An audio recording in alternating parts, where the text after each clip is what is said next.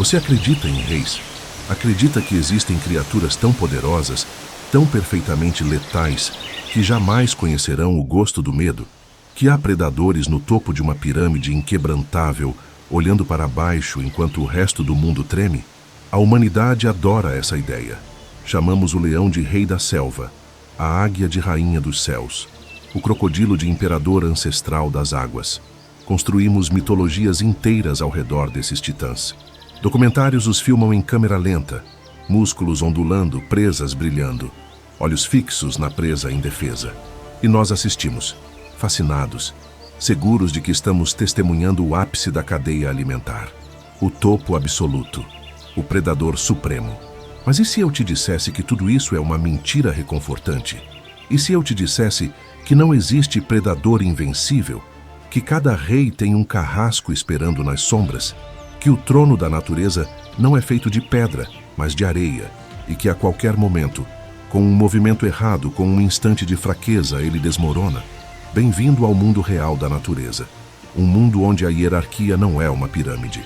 É um campo de batalha rotativo, onde hoje você é o caçador e amanhã acorda sendo a caça, onde a força bruta pode ser superada por números, onde a armadura ancestral pode ser esmagada por paciência, onde até mesmo as asas que tocam as nuvens podem ser arrancadas por dentes que vêm da terra.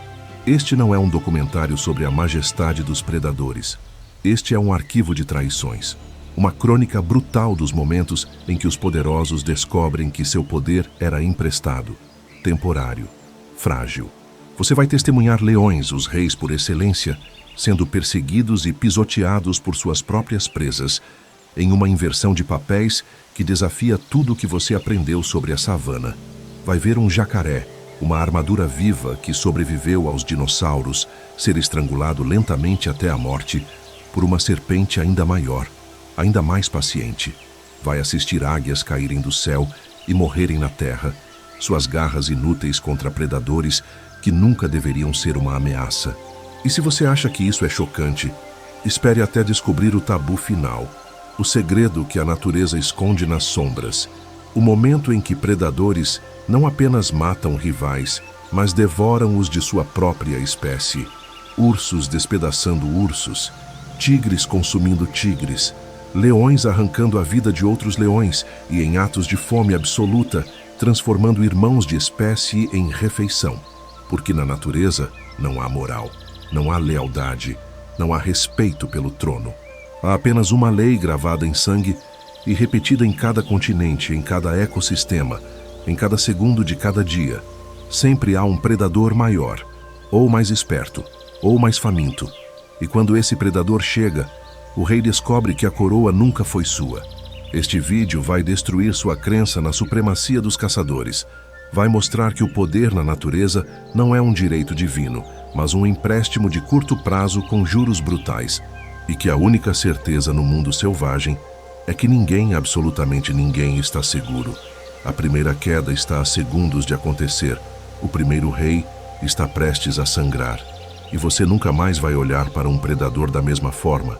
Mas antes de testemunharmos a primeira traição, eu preciso de algo de você. Se você quer descobrir qual titã vai cair primeiro, se você quer ver o momento exato em que o caçador percebe que se tornou a caça, curta este vídeo agora.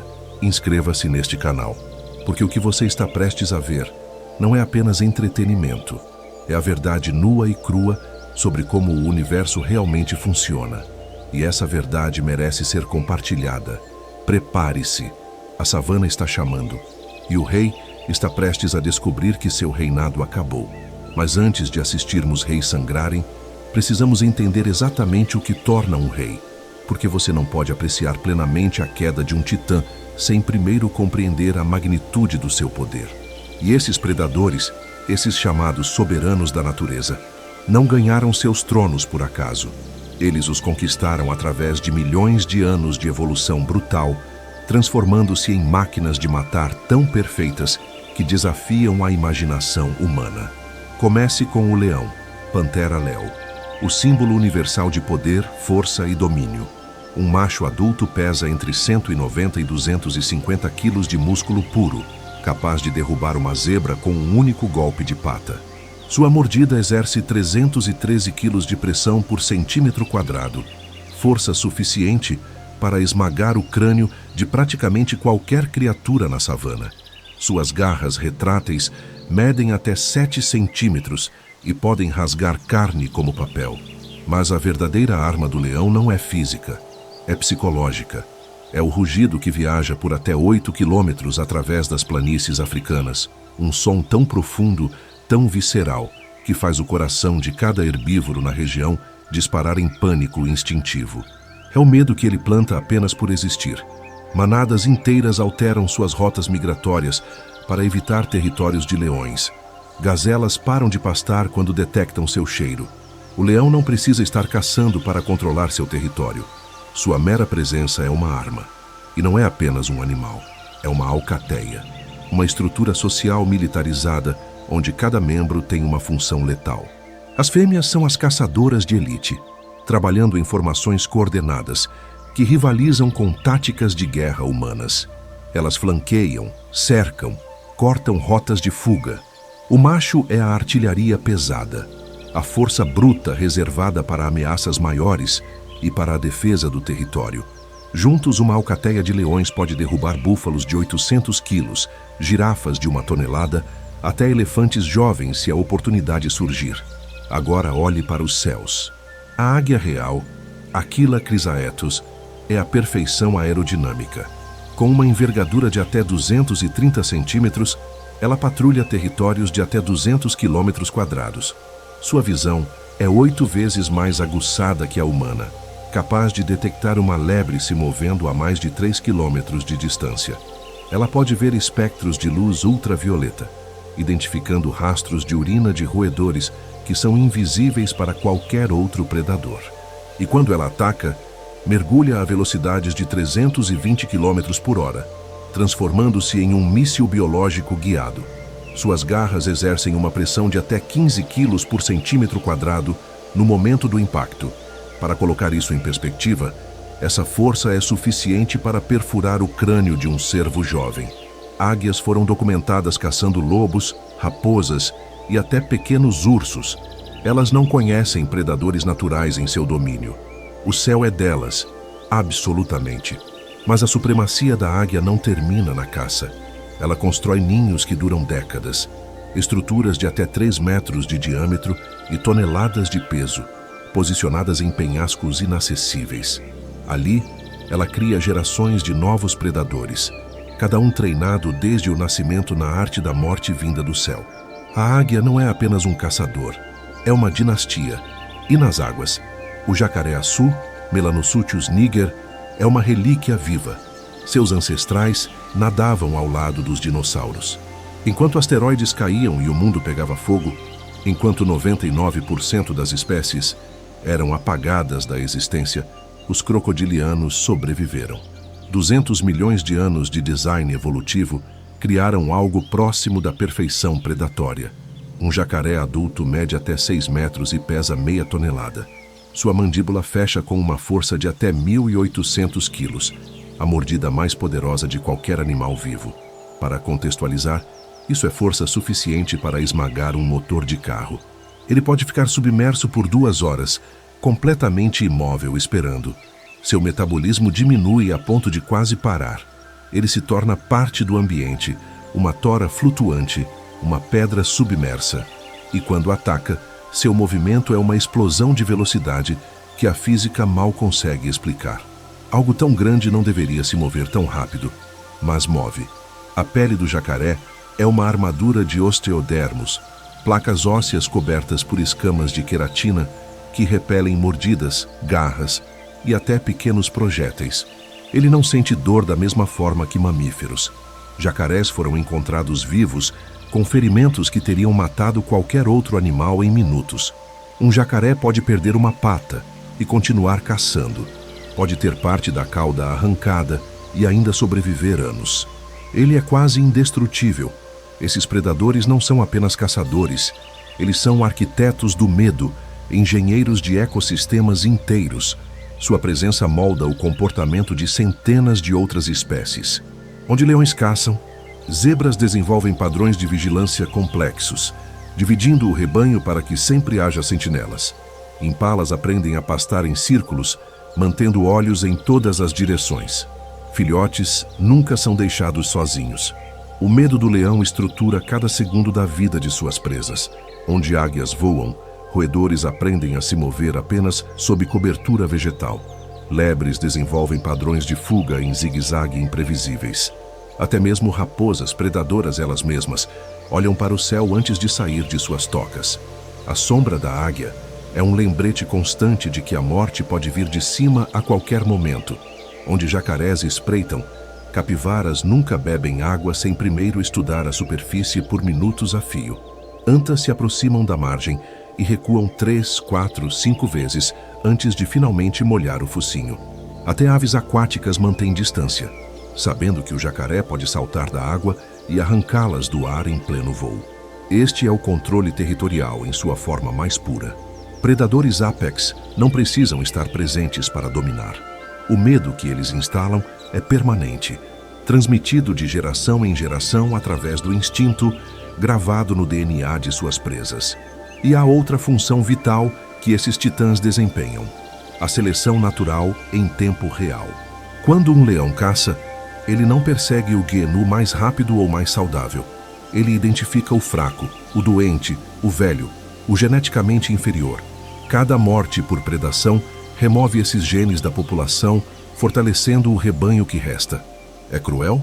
Sim. É eficiente? Absolutamente. Estudos em Yellowstone mostraram que quando lobos foram reintroduzidos no parque após décadas de ausência, a população de alces não apenas diminuiu em número, mas melhorou em qualidade. Os alces sobreviventes eram mais rápidos, mais alertas, mais saudáveis. Doenças que antes devastavam os rebanhos praticamente desapareceram porque os indivíduos fracos eram eliminados antes de poderem espalhar infecções. A presença do predador tornou a presa superior. Este é o equilíbrio do terror, a espada evolutiva que corta para melhorar. Mas além do controle e da seleção, há uma terceira função crítica: o equilíbrio em cascata. Quando você remove um predador apex de um ecossistema, o efeito dominó é catastrófico. Populações de herbívoros explodem sem controle. Vegetação é devastada até a raiz. Erosão começa porque não há mais plantas segurando o solo. Rios mudam de curso porque as margens desmoronam. Espécies de insetos desaparecem porque as plantas que dependem delas foram comidas. Pássaros migram para outras regiões porque os insetos sumiram. Pequenos mamíferos morrem de fome. Predadores menores que dependiam desses mamíferos também desaparecem. Todo o sistema entra em colapso em espiral porque a peça que mantinha tudo em equilíbrio foi removida. Os predadores não estão no topo da cadeia alimentar observando de longe. Eles são o eixo central ao redor do qual toda a cadeia gira. Remova o eixo e a roda se desintegra. E esses titãs sobreviveram a tudo. Eras glaciais que congelaram continentes inteiros e transformaram oceanos em gelo. Secas que duraram milênios e transformaram florestas em desertos. Erupções vulcânicas que bloquearam o Sol por anos e mergulharam o planeta em inverno nuclear. Extinções em massa que apagaram 90% da vida na Terra em questão de séculos. O leão moderno descende de linhagens que atravessaram milhões de anos. Seus ancestrais caçavam em savanas que hoje estão sob o mar. A águia é herdeira de aves de rapina que dominavam céus quando mamíferos ainda eram criaturas do tamanho de ratos se escondendo de dinossauros. O jacaré carrega em seu sangue a memória de um mundo anterior ao Homo sapiens, anterior aos primatas, anterior a quase tudo que reconhecemos como familiar. Eles são sobreviventes profissionais, testemunhas vivas da história brutal do planeta. E durante todo esse tempo, durante esses incontáveis milênios de domínio, eles aprenderam uma verdade fundamental: poder não é apenas força física, é presença, é medo, é a capacidade de alterar o comportamento de tudo ao seu redor sem sequer mover uma garra. Este é o legado dos predadores apex. Este é o império que eles construíram sobre montanhas de ossos e rios de sangue. Um império tão antigo que parece eterno, tão sólido que parece inquebrantável, tão dominante que parece ser a própria lei da natureza esculpida em pedra. Mas aqui está o que a natureza esconde de você: Aqui está o segredo que nenhum documentário tradicional ousa revelar completamente. Esse império não é sólido. Nunca foi. É uma estrutura em equilíbrio precário, mantida através de vigilância constante, força contínua e, acima de tudo, sorte temporária. Porque por mais poderoso que seja um leão, ele ainda precisa dormir. Por mais aguçada que seja a visão de uma águia, ela ainda pode errar o alvo. Por mais antiga que seja a linhagem do jacaré, ele ainda precisa respirar ar. E no segundo em que qualquer um desses titãs baixa a guarda, no instante em que a sorte vira, no momento em que eles encontram o adversário errado no lugar errado, tudo desmorona. O trono não é de pedra, nunca foi, é de areia. E a maré está subindo. A maré não sobe lentamente, ela explode. E quando explode, o rei descobre que seu rugido não significa nada. É uma tarde comum na savana africana. O sol está alto, o calor distorce o horizonte, e uma alcateia de leões se move através das planícies com a confiança de quem nunca conheceu derrota. São 5 adultos, 3 fêmeas experientes, caçadoras veteranas com cicatrizes de centenas de mortes bem-sucedidas, e 2 machos jovens, ainda construindo suas reputações, ainda provando que merecem estar ali. Eles identificam o alvo. Um búfalo macho solitário, velho, afastado da manada, bebendo água em uma poça isolada. Para os leões, isso é uma refeição garantida. Búfalos solitários são vulneráveis. Sem a proteção do grupo, sem os chifres de dezenas de outros machos ao redor, eles são apenas carne esperando para ser reivindicada. A caçada começa. As fêmeas se separam, flanqueando o búfalo em um movimento ensaiado por instinto e repetido milhares de vezes.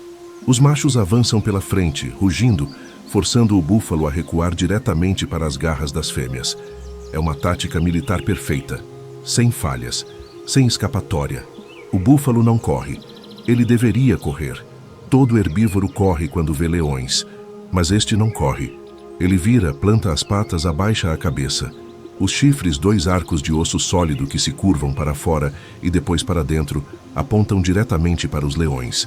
E então, ele faz algo inesperado. Ele berra. Não é um mugido de medo, é um chamado de guerra. E a savana responde. Do outro lado da planície, onde a alcateia de leões não estava olhando, onde a atenção deles estava fixada na presa fácil à frente, surge algo que nenhum predador quer ver. A manada. 60 búfalos, 80, 100. Um exército de armaduras vivas, cada um pesando entre 700 e 900 quilos, cada um equipado com chifres capazes de emparar um carro. E eles estão vindo. Rápido. Os leões percebem tarde demais. O búfalo solitário nunca esteve sozinho. Ele era a isca. E eles morderam. A primeira fêmea tenta recuar, mas a manada já cortou a rota de fuga. Búfalos a cercam, chifres baixos, olhos fixos. Ela rosna, mostra as presas, tenta parecer ameaçadora. Mas não há ameaça que funcione contra 100 toneladas de fúria herbívora se movendo como uma única entidade. Um búfalo investe. Ela pula para o lado, esquiva por centímetros, mas há outro búfalo atrás e outro ao lado. Eles não estão tentando matá-la ainda. Estão a encurralando, comprimindo o espaço, eliminando cada ângulo de escape. É uma execução tática. Os leões caçam em grupo, mas os búfalos guerreiam em legião. O primeiro impacto acontece quando um macho jovem, inexperiente, hesita por meio segundo. Um búfalo o atinge pelas costas, chifres penetrando o flanco. O leão urra, um som que a savana raramente ouve, o som de um predador apex, sentindo dor de verdade. Ele tenta virar, cravar as garras, morder o focinho do búfalo, mas antes que possa reagir, outro búfalo o atinge pela lateral. E então outro, e outro. Ele está no chão agora. 400 quilos de músculo felino e presas afiadas, completamente indefeso contra o peso combinado da manada. Os búfalos não param. Eles pisoteiam. Cascos de 60 quilos cada um descendo repetidamente sobre o corpo do leão. Costelas quebram com estalos audíveis. A espinha se parte. Em menos de 30 segundos o rei está morto, esmagado na poeira vermelha da savana que ele achava que controlava. Os outros leões correm. Não há vergonha nisso agora. Não há tentativa de manter a dignidade. É fuga pura, instinto de sobrevivência superando o orgulho. Eles se dispersam em direções diferentes e os búfalos os perseguem. Um predador apex sendo caçado por suas próprias presas. A inversão está completa. Uma leoa mais velha quase escapa. Ela é rápida, experiente, conhece cada pedra e cada depressão do terreno. Mas velocidade não importa quando você está cercada. 3 búfalos a cortam, formando uma parede viva. Ela tenta saltar sobre eles. Por um momento, está no ar, patas estendidas, músculos contraídos. Por um momento parece que vai conseguir, mas um chifre a pega no meio do salto. A perfura logo abaixo das costelas, a força do impacto jogando seu corpo 3 metros para trás. Ela bate no chão sem ar, atordoada. E antes que possa se levantar, os cascos começam a cair. Quando a manada finalmente se afasta, 30 minutos depois, 2 leões estão mortos. Um terceiro está agonizando, a pata traseira esmagada, sangrando em uma poça que está atraindo hienas de quilômetros de distância. Os 2 sobreviventes estão em árvores ofegantes, olhando para baixo enquanto búfalos patrulham a base como sentinelas. Eles vão ficar ali por 6 horas. Quando finalmente descem, famintos e humilhados, a manada já se foi. Mas a lição permanece. O trono é emprestado. E a savana nunca esquece. Mas a traição não vive apenas em terra. Ela habita as águas com a mesma brutalidade. No Pantanal brasileiro, um jacaré-açu patrulha seu território. Ele tem 4,5 metros de comprimento, 280 quilos, e governa este trecho do rio há 8 anos. Nada aqui se move sem sua permissão. Capivaras bebem água onde ele permite. Peixes nadam em cardumes que ele ignora até sentir fome. Até as sucuris menores, as serpentes constritoras que dividem este habitat, o evitam com respeito instintivo. Ele é a armadura ancestral feita carne. Seus osteodermos são grossos o suficiente para repelir mordidas de piranhas. Sua mandíbula já esmagou tartarugas, carapaças e tudo. Ele não tem predadores. Ele é o predador. Mas há algo que ele não viu. Algo que está se movendo sob a vegetação aquática submersa. Algo que tem observado, esperando, medindo. Uma sucuri fêmea. Não uma jovem. Não uma das pequenas. Esta tem 7 metros de comprimento e pesa 130 quilos. E ela está faminta. O jacaré se move para a margem, metade do corpo ainda na água. É uma posição que ele assume várias vezes ao dia, tomando sol, regulando a temperatura corporal. Ele fez isso 1000 vezes. É seguro. Sempre foi. A sucuri ataca por baixo, não pela cabeça, onde a mandíbula do jacaré poderia retaliar. Não pela cauda, onde ele poderia girar e escapar. Ela o envolve pelo meio do corpo, onde a armadura de osteodermos cria uma falsa sensação de invulnerabilidade. O primeiro anel se fecha, depois o segundo. O jacaré percebe tarde demais. Ele se debate tentando girar, tentando alcançar a serpente com a mandíbula. Mas a sucuri é inteligente. Ela mantém a cabeça longe do alcance, usando o próprio corpo do jacaré como escudo, enrolando-se mais apertado a cada movimento dele. A constrição não esmaga ossos imediatamente. Esse é o equívoco. A sucuri não precisa quebrar a armadura. Ela só precisa apertar o suficiente para impedir a respiração. E a cada expiração do jacaré, ela aperta um pouco mais. Ele não consegue inalar de volta. Seus pulmões se comprimem. O pânico começa. Ele se arrasta para a água, pensando que talvez ali possa se soltar. Mas a água é o território da sucuri. Ela é ainda mais eficiente submersa. Ela usa a flutuabilidade para reposicionar, adicionando mais anéis, cobrindo mais do corpo do jacaré, eliminando cada ângulo de resistência. 20 minutos se passam. O jacaré ainda se debate, mas os movimentos estão mais lentos agora, menos coordenados. Seus músculos estão gritando por oxigênio que não chega. Seu cérebro está começando a apagar. 30 minutos. Os movimentos param. A sucuri espera. Ela não solta.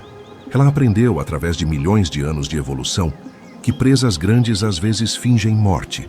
Ela permanece enrolada, apertando, certificando-se. 45 minutos. O jacaré está morto.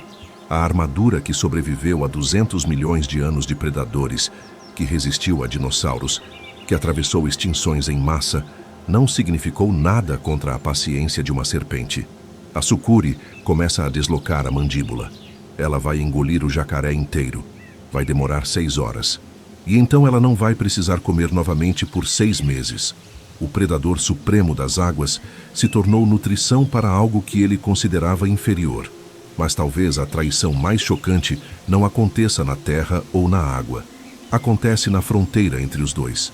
No único domínio que parecia absolutamente intocável, o céu.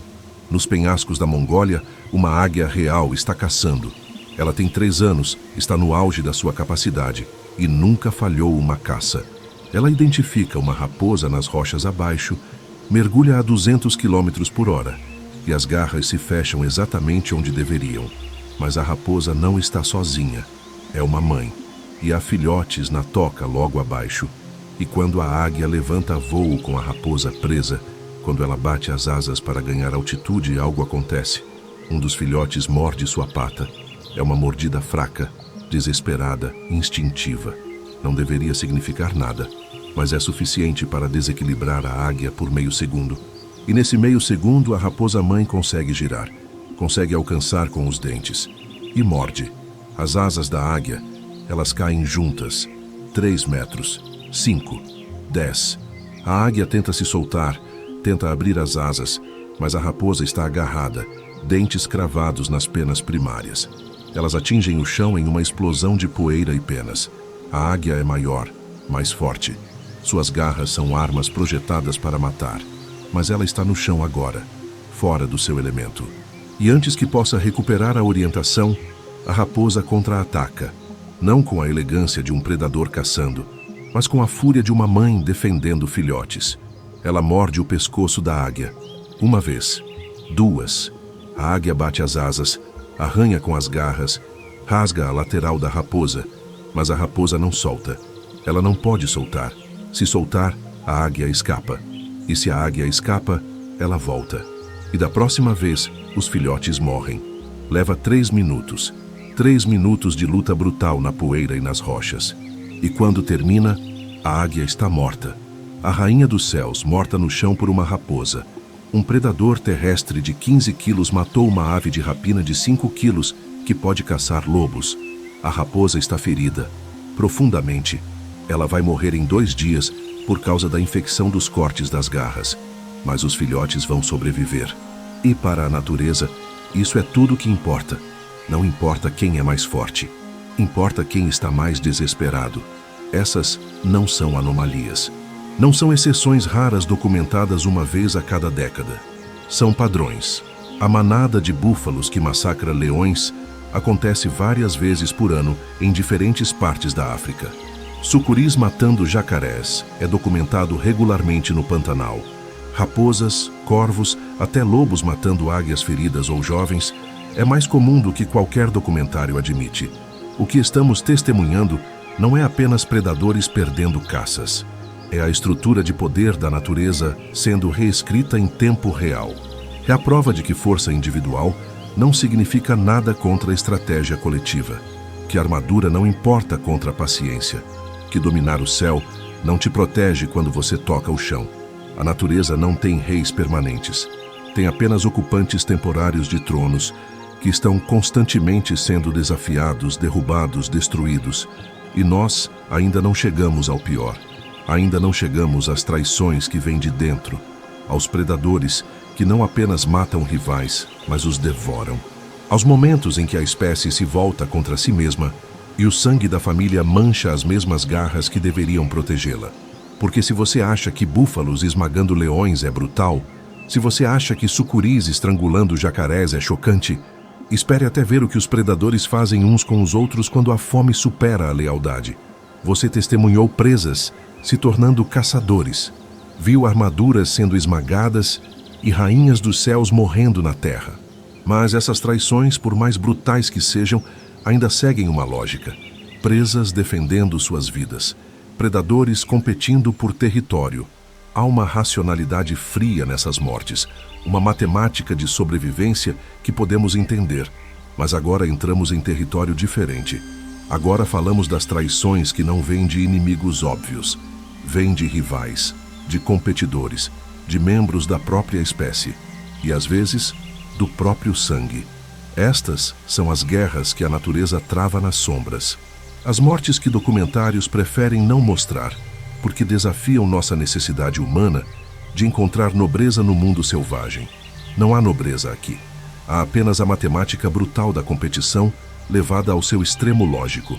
Na savana do Serengeti, a disputa mais antiga da África ainda está sendo travada. Leões contra hienas. Para a maioria das pessoas, essa rivalidade é simples. Leões são os caçadores nobres.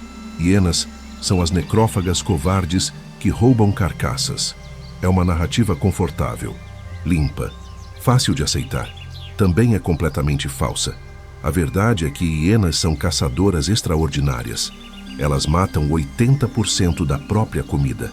Suas mandíbulas exercem força suficiente para esmagar ossos de elefante, extraindo tutano que outros predadores deixam para trás. Elas correm a 60 km por hora por distâncias que deixariam leões ofegantes e desistindo. Podem manter essa velocidade por mais de 5 km, perseguindo presas até a exaustão total. E mais importante, elas pensam coletivamente de uma forma que leões não conseguem. Um clã de hienas não é uma matilha desorganizada. É uma estrutura militar com hierarquia rígida, comunicação complexa, usando mais de 10 vocalizações diferentes, e táticas coordenadas que beiram o estratégico. Quando 20 hienas cercam uma leoa, elas não estão agindo por instinto cego. Estão executando um plano desenvolvido através de gerações de aprendizado social. É noite no Serengeti. Uma leoa está isolada da alcateia, protegendo 2 filhotes de 3 meses em uma depressão rochosa. O resto da família foi caçar a 15 quilômetros dali, deixando-a como sentinela. É um erro tático pequeno. Um erro que acontece. Na savana, pequenos erros são fatais. O clã de hienas a encontra pelo cheiro, não dos filhotes, dela, porque hienas não querem apenas uma carcaça desta vez. Querem eliminar competição futura. E filhotes de leão crescem para se tornar matadores de hienas. A matemática é simples, brutal, mas simples. Mate-os agora ou eles matam membros do seu clã depois. Elas chegam em silêncio primeiro. 5 hienas formam um semicírculo a 20 metros de distância. A leoa rosna, posiciona-se entre elas e os filhotes. Ela pesa 140 quilos. É maior que qualquer hiena individual. Suas garras são mais longas, suas presas mais afiadas, sua mordida tecnicamente mais forte. Em uma luta justa, ela vence facilmente, mas a natureza nunca luta justo. Mais hienas chegam das sombras. 10, 15, 20. Elas começam a vocalizar aquela risada que deu a elas uma reputação de loucura e histeria. Mas não é loucura, é comunicação sofisticada. Elas estão coordenando posições, sincronizando o ataque, decidindo quem vai distrair e quem vai executar. A leoa carrega um filhote na boca, tenta recuar para uma posição mais defensável. Mas há hienas atrás também agora. Elas a cercaram completamente, enquanto ela estava focada nas primeiras 5. Ela está em um anel. 35 hienas formam uma barricada viva, e então começam a apertar o cerco metodicamente. 13 hienas investem pela frente simultaneamente. A leoa solta o filhote, vira, golpeia com a pata direita. Uma hiena é atingida na lateral do focinho, sangue jorra, ela recua gemendo. Mas era uma distração planejada. Enquanto a leoa estava focada na ameaça frontal óbvia, 2 hienas atacaram por trás. Uma pega o filhote que ela acabou de soltar. A outra vai direto para o segundo filhote que ainda estava na depressão. A leoa gira, desesperada agora, a adrenalina transformando o medo em fúria pura. Ela alcança a hiena que pegou o primeiro filhote, salta sobre ela, crava as garras no lombo. A hiena urra de dor, deixa o filhote cair na poeira. Mas já é tarde. O filhote está morto. O pescoço quebrado na primeira mordida. 3 meses de gestação e 3 meses de cuidado eliminados em 3 segundos. Ela tenta chegar ao segundo filhote, ao único que resta. Mas 5 hienas bloqueiam o caminho agora, formando uma parede viva entre ela e sua prole. Ela avança, rugindo com toda a fúria de uma mãe condensada em 140 quilos de músculo e desespero. Ela atinge uma hiena no rosto, abre um corte profundo que expõe o osso, atinge outra no pescoço, deixa marcas de garras que vão virar cicatrizes permanentes. Mas há muitas, sempre há muitas. Enquanto ela luta na frente, o segundo filhote é puxado para fora da depressão rochosa pelas hienas na retaguarda. Ela ouve o grito, aquele miado agudo e desesperado que filhotes fazem quando estão apavorados, quando sabem que algo está terrivelmente errado. Ela tenta virar, tenta alcançá-lo através do muro de corpos, mas as hienas a seguram, não com força individual, com números coordenados. Uma morde sua pata traseira esquerda, cravando os dentes até arrancar sangue. Outra pula nas suas costas, tentando derrubar seu equilíbrio. Uma terceira vai para o pescoço, mas não consegue alcançar completamente. A leoa sacode violentamente, joga duas delas para longe com força suficiente para quebrar costelas. Mas sempre há mais. Sempre. E então ela ouve o silêncio. O filhote parou de gritar. As hienas começam a recuar lentamente. Não correm. Não precisam correr. Elas olham para a leoa, várias ensanguentadas, algumas mancando de ferimentos que vão demorar semanas para curar, mas vitoriosas, completamente vitoriosas. E então fazem algo que quebra qualquer romantismo restante sobre o mundo animal. Elas comem os filhotes, ali mesmo, a 15 metros da mãe, na frente dela. A leoa fica parada, ofegante, sangrando de 5 feridas diferentes, espalhadas pelo corpo. Ela poderia atacar. Poderia morrer tentando vingar os filhotes, transformar seu luto em violência final. Mas o instinto de sobrevivência é mais forte que a dor. Ela recua, lentamente, um passo, depois outro, olhando para trás a cada movimento, vendo as hienas dilacerarem e devorarem o que ela protegeu desde o nascimento, o que carregou no ventre, o que amamentou, o que ensinou a dar os primeiros passos. Esta não é uma história sobre hienas más e leoas boas.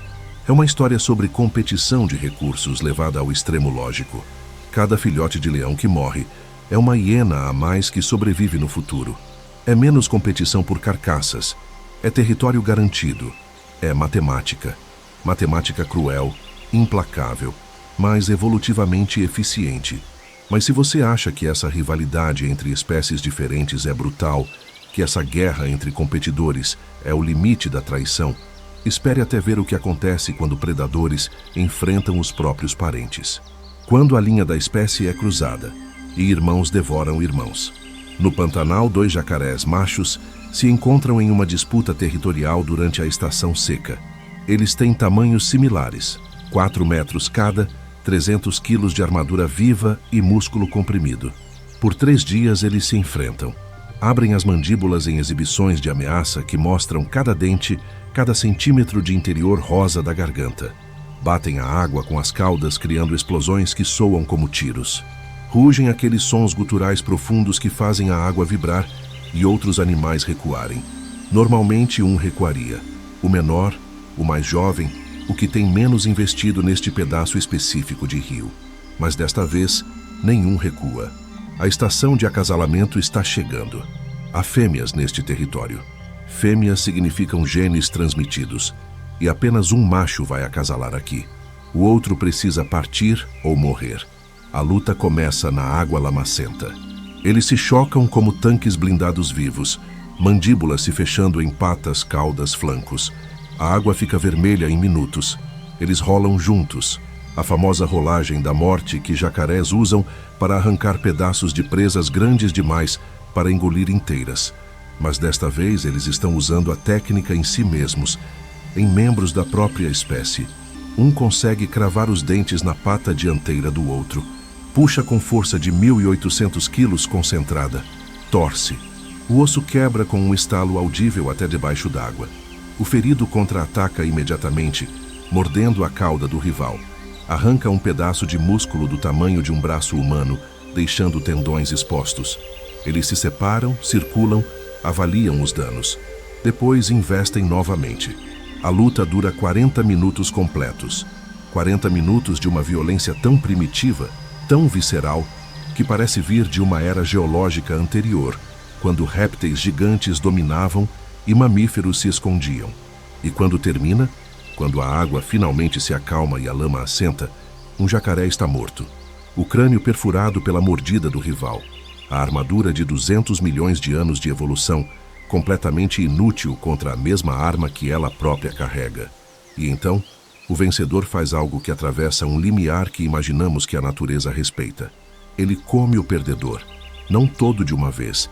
Jacarés não podem consumir presas tão grandes inteiras, mas ele arranca pedaços metodicamente. Come a carne das patas onde os músculos são mais densos. A cauda grossa cheia de proteína. Deixa o resto, a carcaça aberta, para piranhas e urubus que já estão chegando sentindo sangue na água. E 3 dias depois, ele está patrulhando o território como se nada tivesse acontecido. Como se não tivesse acabado de devorar um membro da própria espécie. Canibalismo entre predadores não é uma aberração rara documentada uma vez por década.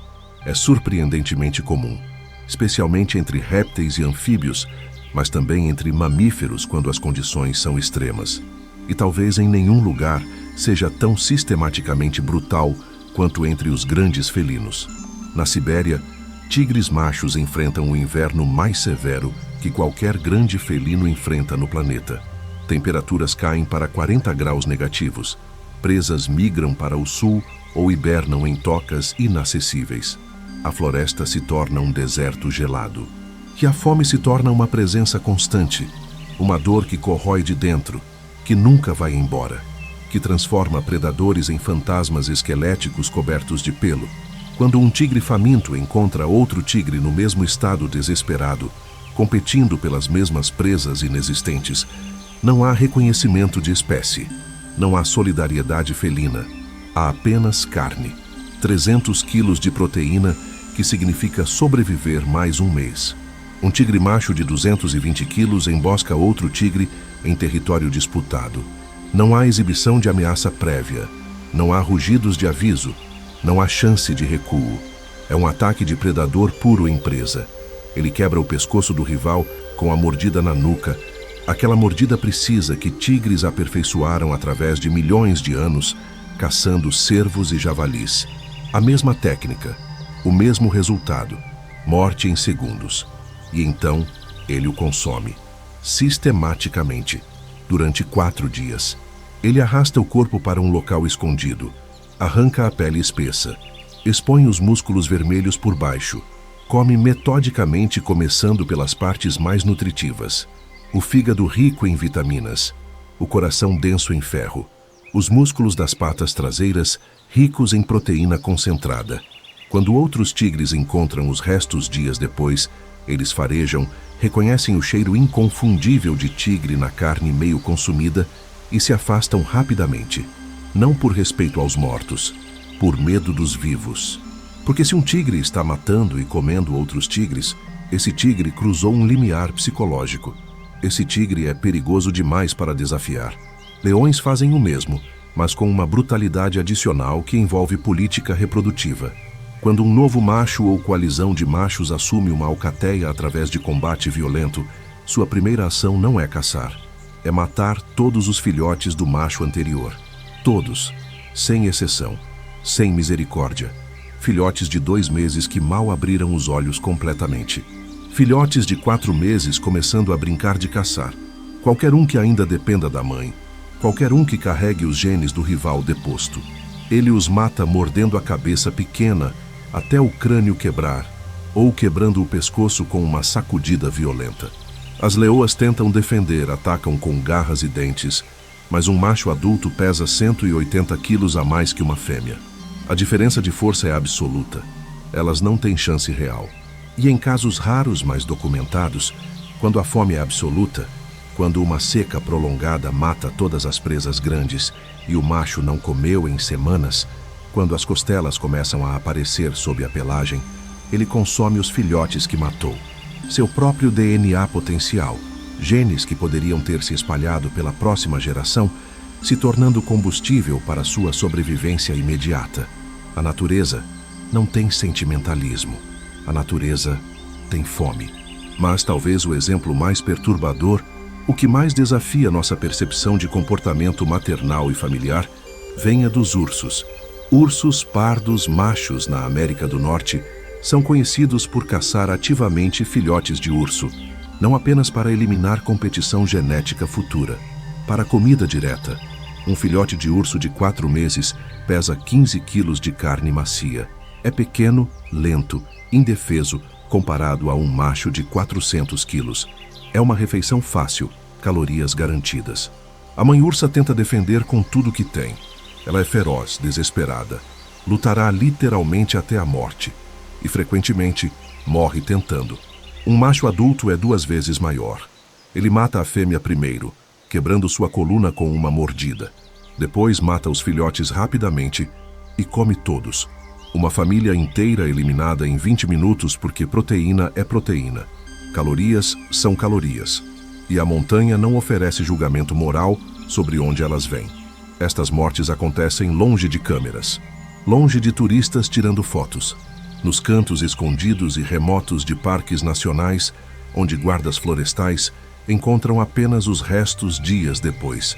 Um pedaço de pele com pelagem característica de filhote, ossos pequenos quebrados com marcas de dentes de urso adulto e pegadas, sempre pegadas grandes de um macho adulto levando embora o que resta.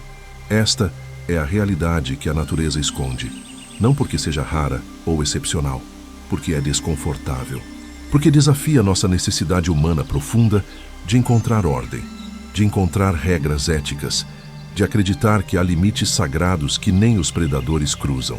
Mas não há limites. Nunca houve. A única regra verdadeira é sobreviver até amanhã. E se sobreviver significa matar seu primo, seu rival territorial, ou até mesmo consumir membros da própria espécie, a natureza não hesita um segundo. Nós chamamos isso de monstruoso. Aplicamos termos morais humanos. Mas monstros são invenções da consciência humana. A natureza não conhece monstros, conhece apenas fome. E a fome não discrimina entre presa e predador, entre estranho e parente, entre rival e sangue do próprio sangue. Hienas comendo filhotes de leão, jacarés devorando jacarés, tigres consumindo tigres, leões massacrando a própria linhagem genética, ursos transformando famílias em refeições de oportunidade. Esta é a escalada da traição. Cada nível mais brutal que o anterior, cada morte mais perturbadora, porque quebra mais uma regra que imaginamos existir no mundo natural. O trono nunca foi seguro, mas agora entendemos que nunca foi seguro nem mesmo dos próprios ocupantes, que o maior perigo para um predador frequentemente vem de outro exemplar da mesma espécie, que a competição dentro da espécie pode ser mais mortal que qualquer ameaça externa. E ainda assim, mesmo com toda essa brutalidade interna, mesmo com predadores matando e comendo uns aos outros, há uma ameaça maior se aproximando. Uma que não vem de rivais ou da própria espécie. Uma força que está reescrevendo as regras da sobrevivência tão dramaticamente que milhões de anos de adaptação evolutiva estão se tornando irrelevantes em poucas décadas. Essa ameaça não tem garras, não tem presas, não precisa de força física individual, porque opera em uma escala que nenhum predador pode combater. Ela altera ecossistemas completos, transforma florestas em desertos, envenena rios, fragmenta territórios e tem um nome que todo predador está começando a conhecer através da fome, da doença, do desaparecimento das presas. Nós somos a traição final, a que nenhum predador viu chegando porque não se parece com nenhuma ameaça que a evolução os preparou para enfrentar. Não temos garras para arranhar, não temos presas para morder, não temos veneno para injetar. Individualmente somos fracos, patéticos até. Um humano sozinho na savana não dura uma noite, mas nós não operamos individualmente. E nossa arma não é força física, é algo infinitamente mais perigoso. É a capacidade de alterar o próprio ambiente, de reescrever as regras do jogo enquanto o jogo ainda está acontecendo, de mudar o tabuleiro de xadrez embaixo das peças que estão jogando. Quando um leão mata um búfalo morre. Quando nós matamos, ecossistemas inteiros desmoronam. Na África, territórios de leões estão encolhendo, não porque outros predadores estão vencendo, Porque nós estamos construindo cidades, estradas, fazendas, transformando savanas em campos de agricultura. A área total disponível para leões diminuiu 94% nos últimos 100 anos. 94%. Imagine ter seu território reduzido a 6% do que era. Imagine a fome, a competição, o desespero. Leões estão sendo forçados a viver em fragmentos isolados de habitat. Populações que antes se misturavam, trocavam genes, mantinham diversidade genética, agora estão separadas por quilômetros de fazendas e rodovias. Eles estão se tornando ilhas genéticas, e ilhas eventualmente afundam. Mas não é apenas a perda de espaço, é o envenenamento sistemático de tudo que resta. Fazendeiros que perdem gado para leões colocam veneno nas carcaças. Quando o leão come, morre. Quando hienas e abutres chegam para comer os restos, morrem também. Um único leão envenenado pode matar 20 outros animais em cascata. Em partes do Quênia, populações inteiras de leões foram eliminadas assim. Não por caça esportiva, por retaliação, por fazendeiros desesperados protegendo o único ativo que possuem. E é difícil culpá-los completamente quando um leão pode matar $5.000 em gado em uma noite. Quando essa perda significa a diferença entre alimentar seus filhos ou vê-los passar fome. Esta é a tragédia. Não há vilões simples aqui. Há apenas sistemas em colapso colidindo uns com os outros. E no meio, predadores que governaram por milhões de anos estão morrendo porque o mundo mudou rápido demais para eles se adaptarem. Nas águas, a situação é ainda pior. Jacarés e crocodilos enfrentam duas ameaças simultâneas. Primeiro, a destruição de habitat. Pântanos drenados para a agricultura. Rios represados para hidrelétricas. Manguezais cortados para fazendas de camarão. Os lugares onde eles se reproduzem, onde depositam ovos na areia aquecida pelo sol, estão desaparecendo. Segundo, a caça por pele. A demanda por couro de crocodilo criou uma indústria de caça tão eficiente que populações inteiras foram dizimadas em décadas. Na década de 50, milhões de jacarés habitavam o Pantanal. Na década de 80, quase não havia nenhum. Eles foram caçados até quase a extinção. Levou 40 anos de proteção legal e esforço conservacionista apenas para começar a recuperação. E mesmo agora, com populações parcialmente recuperadas, há uma ameaça nova. Mercúrio. Garimpos ilegais despejam toneladas de mercúrio nos rios todos os anos. O mercúrio se acumula na cadeia alimentar. Peixes absorvem, jacarés comem peixes. O mercúrio se concentra nos tecidos do jacaré. Em níveis altos o suficiente, causa danos neurológicos. Reprodução falha. Filhotes nascem deformados ou não nascem. Um predador que sobreviveu 200 milhões de anos está sendo envenenado lentamente por um metal que ele nem consegue detectar. Não há adaptação evolutiva para isso. Não há contra-ataque. Apenas morte lenta e silenciosa. Para as águias, a ameaça vem do céu que elas dominam. Linhas de energia elétrica cortam seus territórios de caça. Águias mergulham atrás de presas e batem nos cabos, eletrocutadas instantaneamente. Turbinas eólicas, ironicamente construídas para salvar o ambiente, cortam águias em pleno voo. Uma turbina pode matar dezenas de aves de rapina por ano. E há os pesticidas, compostos químicos pulverizados em plantações que se acumulam em roedores. Águias comem os roedores. Os químicos enfraquecem as cascas dos ovos. Quando a águia tenta chocar, o ovo quebra sob seu próprio peso. Gerações inteiras falhando em se reproduzir porque nós envenenamos a comida delas sem perceber. Nos anos 60, águias carecas, o símbolo dos Estados Unidos, quase foram extintas. De 500 mil de indivíduos, a população caiu para menos de 500 casais reprodutores. O DDT, um pesticida considerado milagroso na época, estava matando o próprio símbolo nacional. Levou décadas para banir o químico. Décadas mais para as populações começarem a se recuperar. Tigres na Sibéria enfrentam algo diferente. Caça ilegal por suas partes do corpo. Ossos de tigre são usados em medicina tradicional. Peles são símbolos de status. Um único tigre morto pode valer dezenas de milhares de dólares no mercado negro. E para comunidades rurais vivendo em pobreza extrema, Essa é uma fortuna impossível de ignorar. A população de tigres siberianos caiu para menos de 40 indivíduos nos anos 30. 40. No mundo inteiro, uma espécie que dominou as florestas da Ásia por milhões de anos foi reduzida a 40 sobreviventes desesperados. Esforços de conservação intensos trouxeram o número de volta para cerca de 500, mas 500 é quase nada. É uma margem de sobrevivência tão fina que uma doença, um inverno especialmente brutal ou um aumento na caça ilegal pode apagá-los completamente. E então há a ameaça que paira sobre todos. A ameaça que não reconhece fronteiras ou espécies, mudança climática.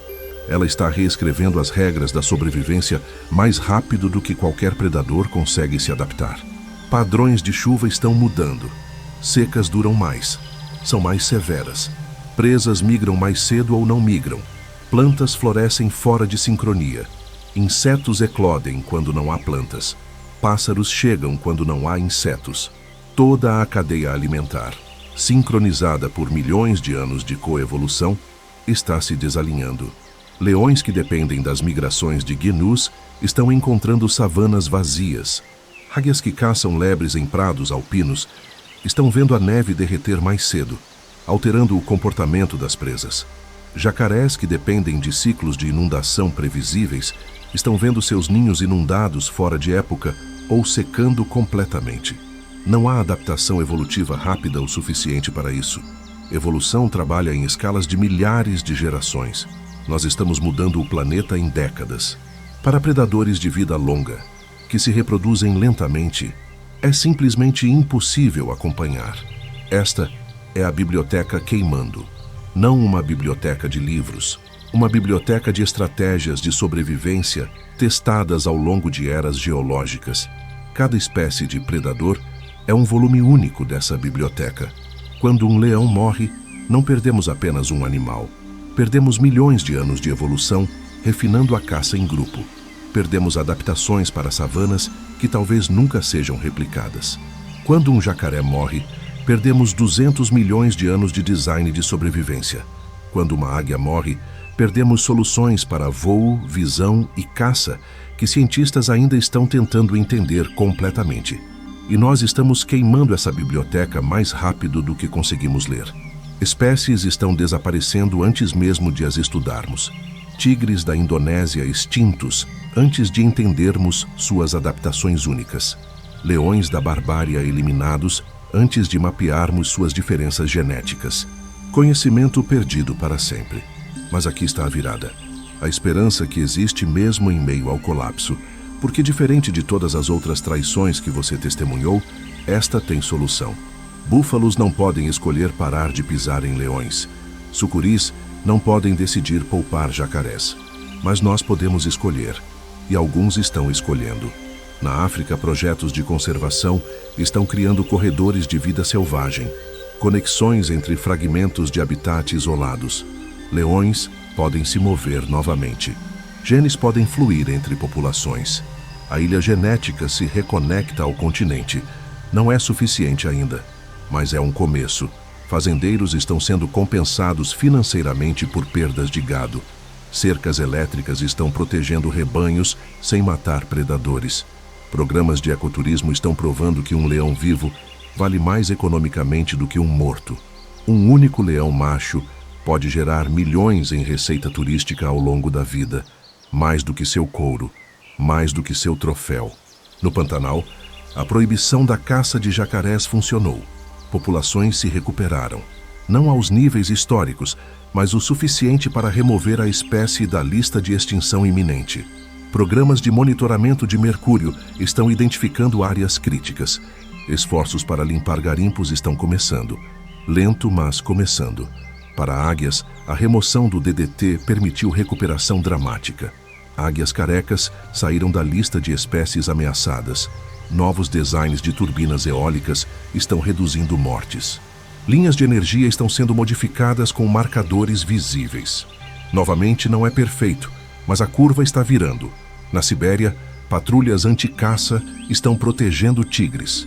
Tecnologia de câmeras remotas permite monitoramento sem perturbação.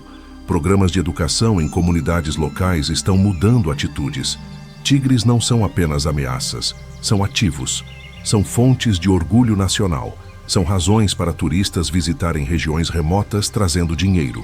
Estas soluções funcionam porque reconhecem uma verdade fundamental.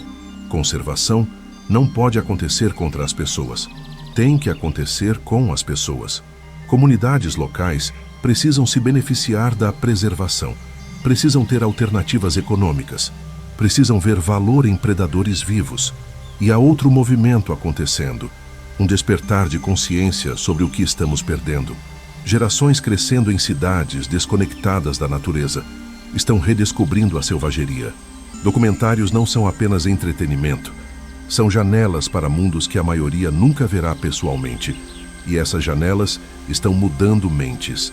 Pessoas que nunca viram um leão estão doando para sua preservação. Crianças que cresceram assistindo documentários estão escolhendo carreiras em biologia da conservação. Políticos que antes ignoravam questões ambientais estão sendo pressionados por eleitores que se importam. A mudança é lenta, frustrante, insuficiente na maioria dos casos, mas está acontecendo. E cada pequena vitória, cada população que se estabiliza, cada habitat que é protegido, é uma biblioteca salva das chamas.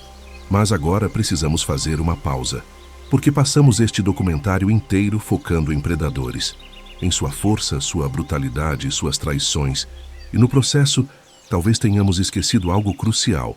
Nós também somos predadores, não no sentido biológico direto. A maioria de nós não caça, não matamos nossa própria comida.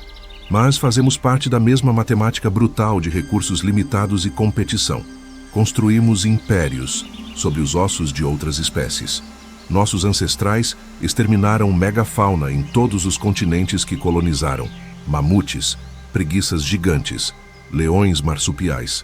Todos desapareceram quando humanos chegaram. E nós continuamos fazendo isso, talvez com mais tecnologia, talvez sem intenção maliciosa na maioria das vezes. Mas o resultado é o mesmo: espécies desaparecendo, ecossistemas entrando em colapso, a biblioteca queimando enquanto nós procuramos por mais espaço, mais recursos, mais crescimento. Mas diferente de outros predadores, nós temos algo único: consciência, a capacidade de olhar para nossas ações e escolher diferente, de ver a trajetória que estamos seguindo e virar o volante antes de bater.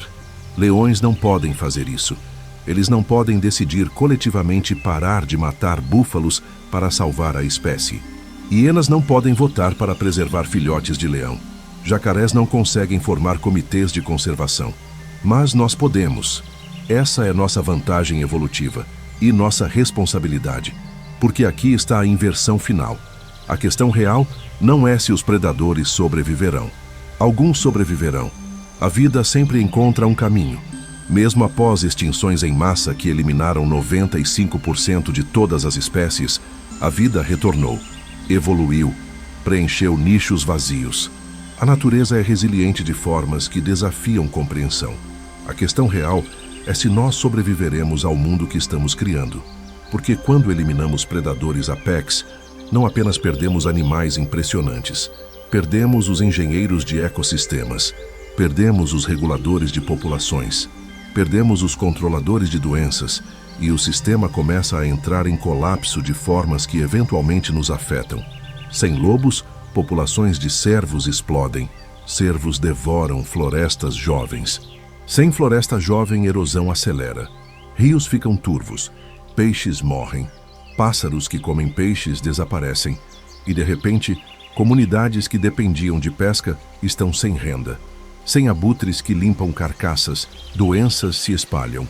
Antraz, raiva, peste.